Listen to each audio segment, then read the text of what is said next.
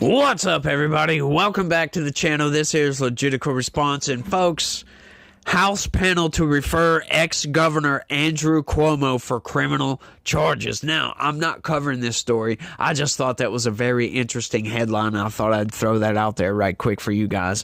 I just find that fascinating that now they're coming after this dude and for blatantly killing senior citizens. Like, what he done was criminal. And yeah, it's a shame, to be honest with you, that it took the House to investigate this guy, to refer him for criminal charges. How come New York State hasn't gone after Andrew Cuomo for this? I mean, he resigned in shame over this.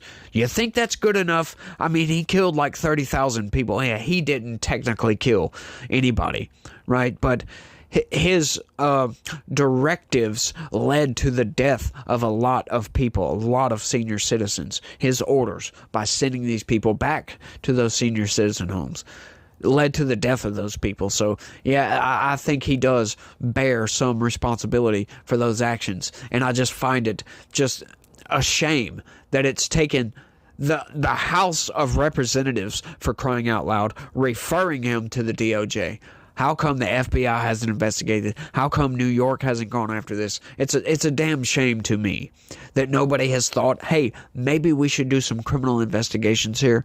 I don't know if they did or not. Like, I've been reading the news for a while, and I do not remember ever reading a news article about New York State investigating Andrew Cuomo. I remember he got impeached and all that good stuff, or resigned, I'm sorry. Did he resign or was he impeached? I don't even remember right off. And hey, look, I could be forgetting it. If I am forgetting it, let me know down in the comment section, because, hey, I get stuff wrong too, you guys. But it's just a shame to me that if that's true, that it took the House to refer him to the DOJ for criminal charges to come up.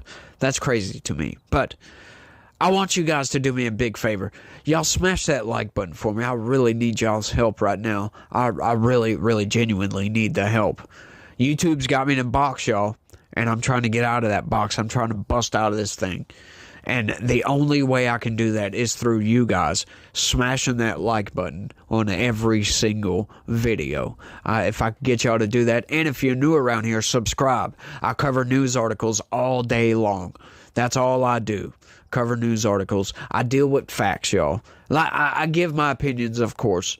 Of course, I do give my opinions, but I deal mostly in facts. My opinions are generally based upon the news articles that I read. So you'll get my opinion. You'll get a little bit of facts there as well. So let's get into the news story, because yeah, I don't like talking about myself at all, ever.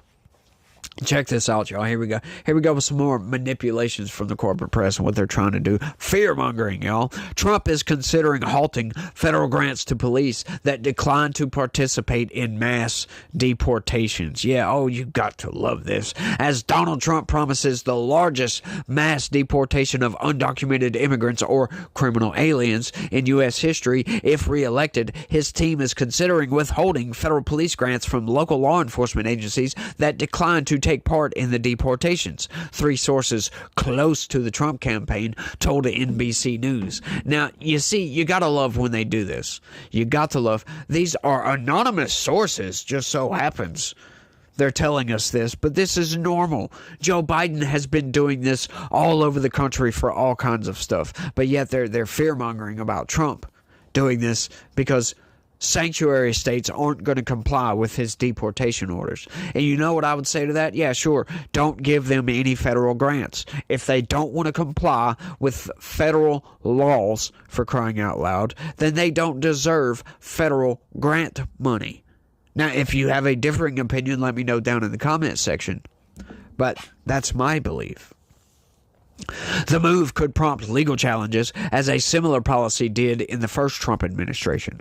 The sources also caution that no plans are set in stone until Trump announces them himself. So, once again, we've got an entire article based upon speculation from the corporate press, and they're trying to give it to you as fact. This is nuts, y'all. The Trump campaign did not respond to requests for comments. The three sources close to the campaign claimed that the tactic would survive legal challenges and pressure blue states, counties, and cities into participating in mass deportations. Ron Vitiello, who is acting director of Immigration and Customs Enforcement during Trump's first term, recalled administration's officials' deep frustration with prolonged court battles with Democratic-controlled states and cities blocked Trump's plan. Yes, they did. They're pushing against us, and I don't understand why. If somebody is here illegally, and we have federal laws that state that if you cross that border illegally, you get deported, why would they not want to comply with this? I don't get it.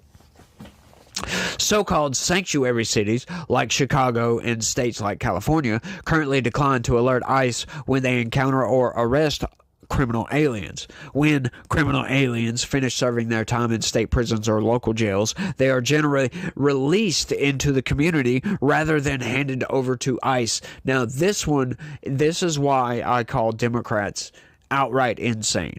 You have somebody that broke the law to come into the country, then they come into the country and break the law in our country, just other laws, not that law. They break other laws that ends up in jail time for these people.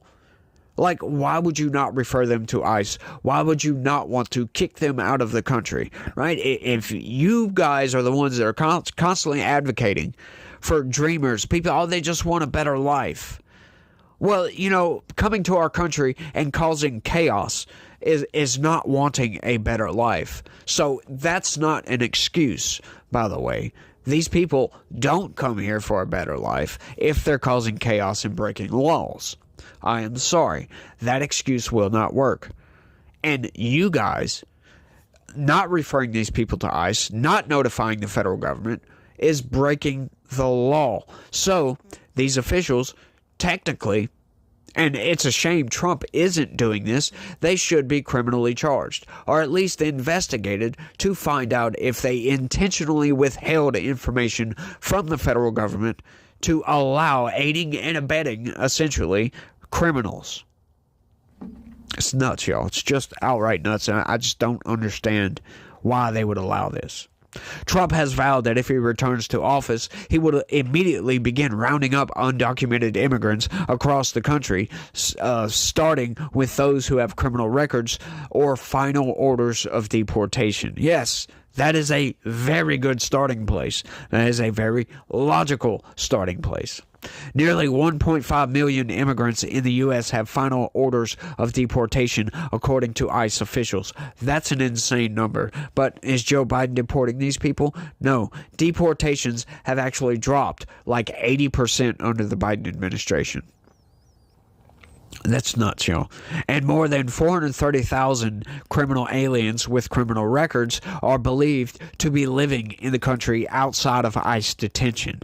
It is not clear to what extent the two groups overlap. And this is where I am constantly having to say that, in my opinion, Democrats are insane for allowing criminals that are not supposed to be here in the first place free off into the community. They don't care about your safety. These people have a criminal record in the United States. They not only broke the law to come in here, but they broke the law when they got here, and you're just going to release them right back out into the community? That means to me, that would tell me outright that you people, whoever is in charge of these people being released, don't care about the safety of your population. That's the message that it sends. A lot of people don't think about that. During the first Trump administration, over 400,000 immigrants with criminal records lived in the U.S. outside of ICE detentions, roughly the same number as under the Biden-Harris administration. Having federal agents arrest and deport as many as 1.9 million such immigrants would cost nearly 10 times ICE's current annual budget, according to the American Immigration Council, a pro-immigration research and advocacy organization. To pressure local law enforcement agencies to cooperate, the Trump team would cut off their access to Justice Department grants, the three sources said. The Justice Department describes the grants, known as the Byrne JAG grant program, as the leading source of federal justice funding to state and local jurisdictions. The Justice Department has historically given out over $250 million in funding per year to state and local law enforcement agencies through the Byrne JAG grant program. The process is competitive, and law enforcement organizations have used the funding to cover policing costs, drug rehabilitation centers, and corrections programs. During Trump's term in office, several states, including New York, sued the administration after it cut off Byrne JAG grants to sanctuary cities. That's insane. How the hell are you going to sue somebody over a freaking handout? The entitlement of Democrats, I swear, is just off the freaking charts.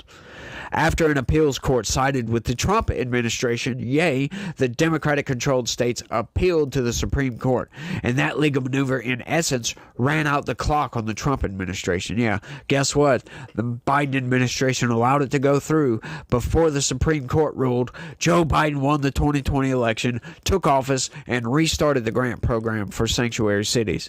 Trump campaign officials say they are confident that they can quickly get legal challenges to the Supreme Court, and that the high court's conservative supermajority will back them. Yeah, they sure will, because the supermajority, if you want to call it that, is logical. Yeah, they follow the letter of the law. Vitello said a second Trump administration would also offer additional funding to state and local police departments that participate in the mass deportations. Yes, this is called an incentivization. I could see under the administration an incentivization, Vitello said, or some way to attach leverage for those that don't want to comply. Yes, these are very good things. So why are they fear-mongering? And then they come out and put out the facts that Donald Trump had 400,000 criminal aliens outside of ICE detentions. Yes, because people cross that border illegally all the time. You can't catch everybody, for crying out loud. However, Joe Biden has allowed up to 10 million criminal aliens in this country in just the 4 short years he's been president. That's just an insane number. Right? And they're acting like Donald Trump is got the Gestapo out there and is going to start just rounding up all these people like it's 1930s Germany or something like that, putting them in concentration camps, as some of the Democratic Congress people love to say. And they constantly forget that, hang on, Obama deported way more people than Donald Trump did. Now, I know Obama was in for 2 terms, but Obama still deported like 3 point something million people. I don't know the exact number right off, but I know it's over 3 million. And Donald Trump had 1.5 million deportations. So Donald Trump was well on track to keep up with Obama. However, Obama still deported a lot of people, and he's a Democrat, y'all. The deporter in chief. It's crazy to me. These people, they don't say nothing about Obama ever deporting all these people, all these illegals. I don't understand the problem here. They're going to break up families. Like, why? Like, that's something that I love to ask. Why would you have a family member that is not a citizen of this country? That, to me, makes no sense. Like, we have programs to get these people, like accelerated legal status, in other words, that you can become a citizen much quicker than anybody else through these programs if you have family already in the United States as citizens.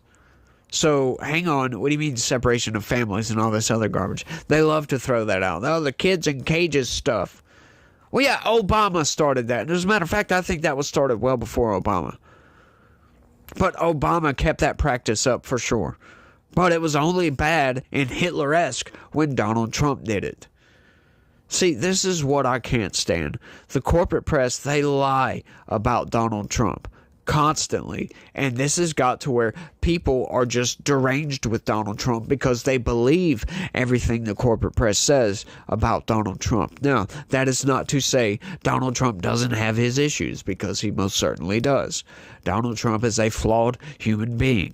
He has problems. He does bad stuff. Just like everybody else, just like me, just like you. Everybody has done bad things. Everybody has told a lie before. Everybody has done a lot of stuff that they should not have done. Everybody has regrets, except for Kamala Harris, apparently, who says she wouldn't have done anything different over the last 4 years. So all of those people that were caught up with that Afghanistan withdrawal deserve what they got. That's what Kamala Harris is telling you. That wasn't a mistake. That was done on purpose. That's what Kamala Harris is telling you.